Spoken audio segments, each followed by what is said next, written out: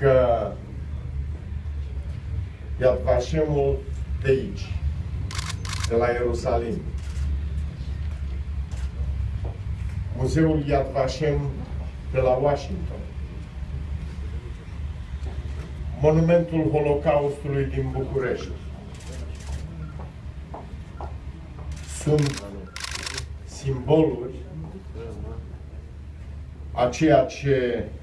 omenirea nu trebuie să facă niciodată,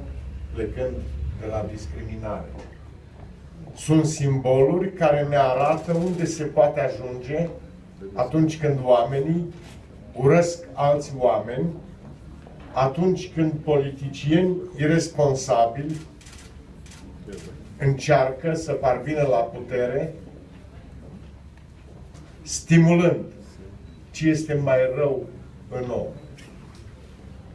capacitatea de a-și urâ semenii.